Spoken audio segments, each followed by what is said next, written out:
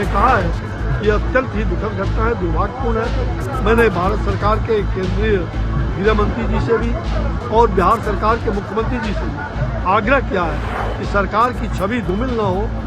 ऐसे पुलिसिया तंत्र जिन्होंने भी सरेंडर करने के बाद उसको गोली चलाना, उस पर इनकाउंटर करना, ये पूरी तरह से दर्शाता है कि कहीं न कहीं ऐसे पुलिसकर्मी उन्होंने स्वयं हिंसा को बढ़ावा दिया है और उस पर कठोर कार्रवाई किया जाए।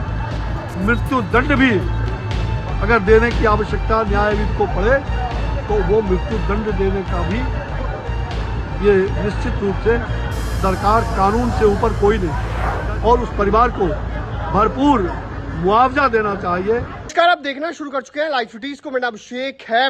आरा में भरत तिवारी के एनकाउंटर मामले को लेकर बीजेपी नेता भी अब बोलने लगे हैं। बीजेपी नेताओं ने भी खुला मोर्चा खोल दिया और पुलिस पर कई गंभीर आरोप लगाए हैं।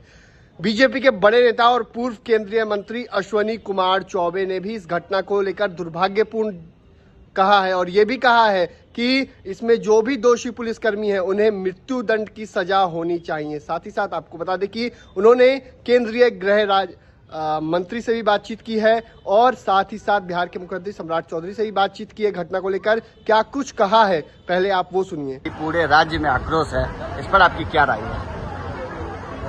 मैंने अपनी राय व्यक्त किया है। अपराधी, किसी भी अपराधी को अगर वो अपराध करता भी है तो हमारी सरकार कभी भी इनकाउंटर नहीं करती। इसमें दो मत नहीं कि वो लड़का जिस तरह से मानसिक तनाव में जी रहा था कुछ दिनों से, और उस मानसिक तनाव के कारण उसने जो कई समस्याएं जिला प्रशासन, वहां के अनुमंडलाधिकारी से बाढ़ पीड़ितों के लिए, गरीब लोगों के लिए, जो गड्ढे में बाढ़ पीड़ितों को लाके फिर गड्ढे में ही रहने की व्यवस्था कर दिया था, वो उसी के लिए लड़ाई लड़ रहा था, ज्ञापन दे रहा था, मिल रहा था प्रशासन से कि इनको गड्ढे से ऊपर बसाया जाए, इनको भर दिया जाए ताकि फिर बाढ़ पीड़ित और उसमें गरीब लोग थे, दलित थे, पीड़ित थे, शोषित थे, ऐसे अनुसूचित जाति के, अन्य समाज के लोग भी वहाँ, सभी प्रकार के लोग बाढ़ पीड़ित थे।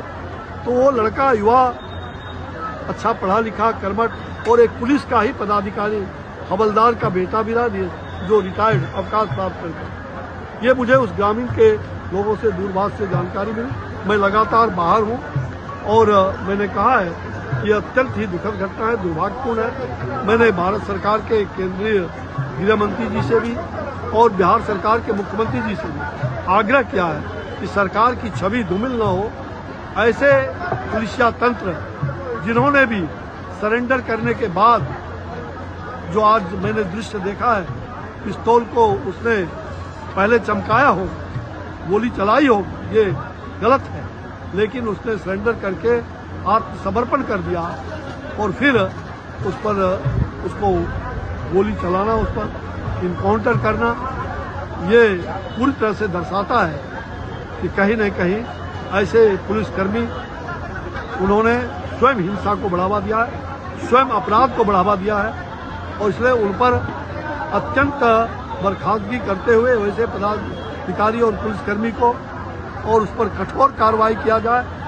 मृत्यु दंड भी अगर देने की आवश्यकता न्यायविद को पड़े तो वो मृत्यु दंड देने का भी ये निश्चित रूप से सरकार, कानून से ऊपर कोई नहीं, चाहे सरकार में कोई हो, मैं रहूं या कोई नहीं, जो भी गलत काम किया है उस पर कठोर कार्रवाई होनी चाहिए और उस परिवार को भरपूर मुआवजा देना चाहिए जिस परिवार के बिलखते हुए पुत्र चले गए। और मैं उस परिवार से जल्द ही अपने व्यस्तता के कार्यक्रम से मैं 22 तारीख को समय निकाल करके और 22 तारीख को उस गांव में बिलोटी, वह जो गांव है, उस गांव में मैं जाऊंगा परिजन से मिलने के लिए, उनकी पीड़ा को जानने के लिए, देखने के लिए, और फिर उनको न्याय मिले, न्याय के लिए मैं लगातार रहूंगा।